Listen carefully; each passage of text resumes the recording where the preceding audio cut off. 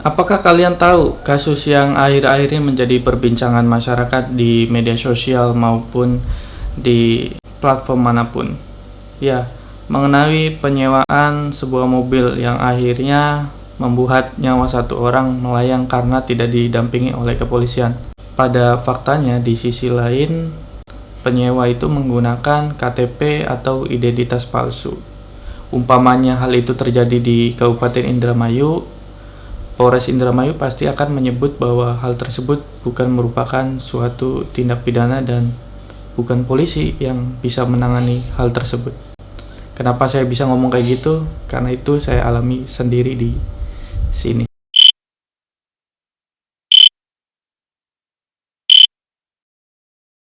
Assalamualaikum warahmatullahi wabarakatuh. Balik lagi di video saya. Di video kali ini saya ingin menjadi saksi sebagai orang yang mengalami langsung.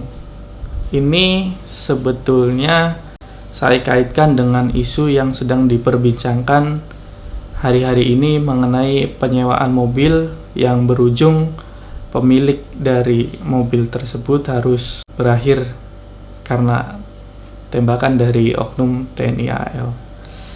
Sedikit dari peristiwa tersebut. Jadi penyewa itu menggunakan KTP ataupun identitas palsu. Enggak hanya itu, kartu keluarganya juga dibuat dan diserahkan sebagai syarat penyewaan mobil. Kemudian mobil itu digunakan. Nah, singkat cerita sederhananya, mobil tersebut berpindah-pindah tangan. Sampai akhirnya berpindah ke tangan ketiga, yaitu yang saat ini kalian sudah saksikan di mana-mana bahwa ya anggota dari TNI AL lah yang melakukan pembelian mobil tersebut. Dan yang terjadi adalah seperti yang kalian tahu.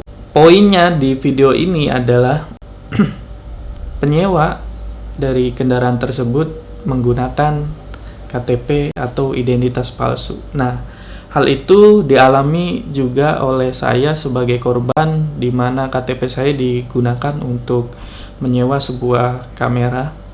Dan kalian tahu kamera itu sampai saat ini nggak pernah balik.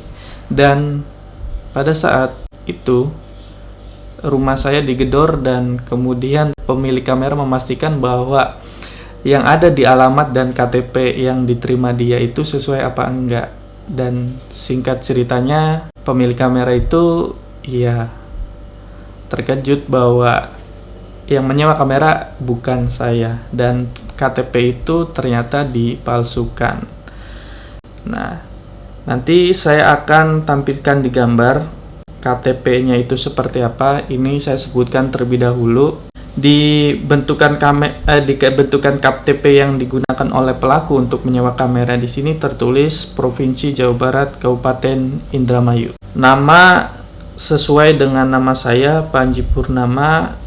Tempat tanggal lahir Subang 7. Ya, ada tanggal lahirnya, kemudian tahun 2000. Tahun lahir di sini berbeda tentunya dengan KTP saya, dan tempat di mana lahir ataupun yang tercantum di KTP ini juga berbeda, dan jenis kelamin kemudian sama, golongan darah di strip tidak ada, itu juga sama, kemudian alamat sama juga dengan KTP apa yang saya miliki, kelurahan, desa, kecamatan juga sama, agama, status perkawinan juga sama, pekerjaan, kewarganegaraan, berlaku hingga itu sama semua. Kemudian di foto itu berbeda dengan foto KTP saya. Di sini ada tanda tangannya juga berbeda dan dikeluarkan pada 20 April 2019.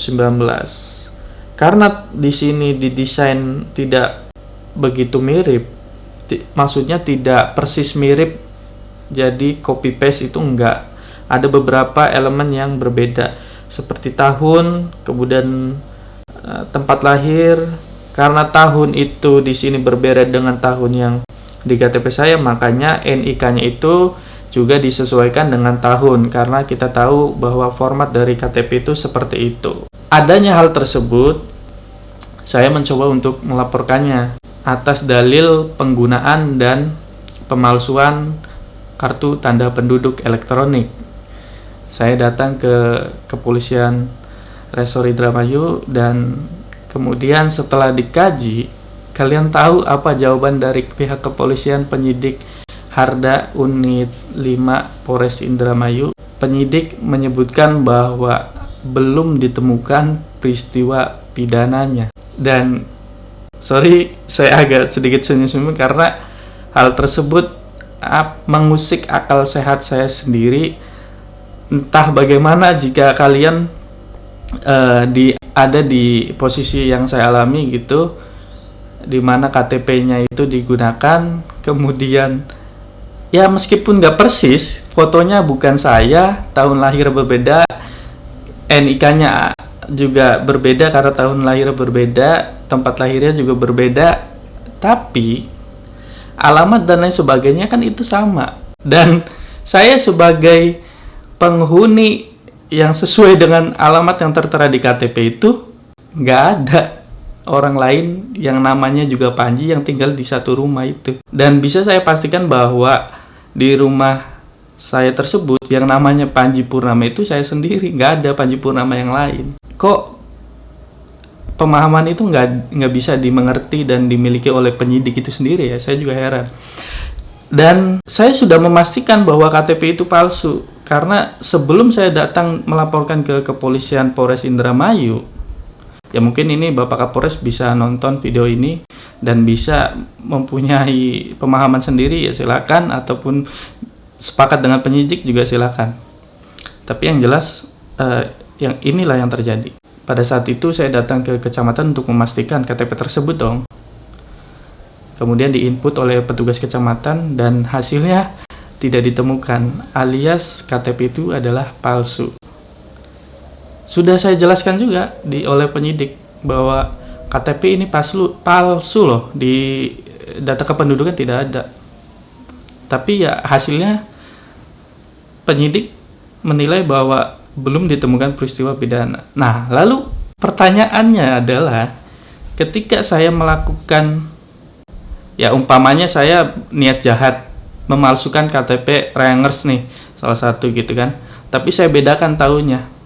Nah, kemudian yang merasa dirugikan, Rangers yang KTP-nya dipalsukan itu melaporkan ke kepolisian, kemudian tidak bisa diproses, kejahatan bisa terhenti di situ nggak?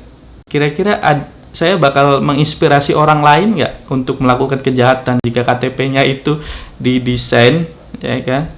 Kemudian sedikit modifikasi, ada beberapa hal yang diubah gitu, lalu kemudian polisi tidak bisa melakukan penindakan dari apa yang saya lakukan tadi. Nah, untuk persoalan ini terduga pelakunya entah kemana dan pemilik kamera juga nggak tahu apakah sudah mengikhlaskan atau gimana, tapi yang jelas itu adalah dua subjek hukum yang berbeda. Pemilik kamera kerugiannya atas kameranya, saya atas penggunaan KTP atau identitas. Dan ingat, untuk penggunaan dan pemalsuan itu sudah ada undang-undangnya. Saya juga udah menyatakan ke penyidik bahwa ini ada Pak, Undang-Undang Pelindungan Data Pribadi. Bukan saya sok tahu, karena saya kebetulan membaca dan tahu itu, dan saya sampaikan kepada penyidik. Mungkin videonya segini aja. Silakan pendapat kalian tuliskan di kolom komentar di bawah, nanti kita diskusi. Terima kasih sudah menonton video ini.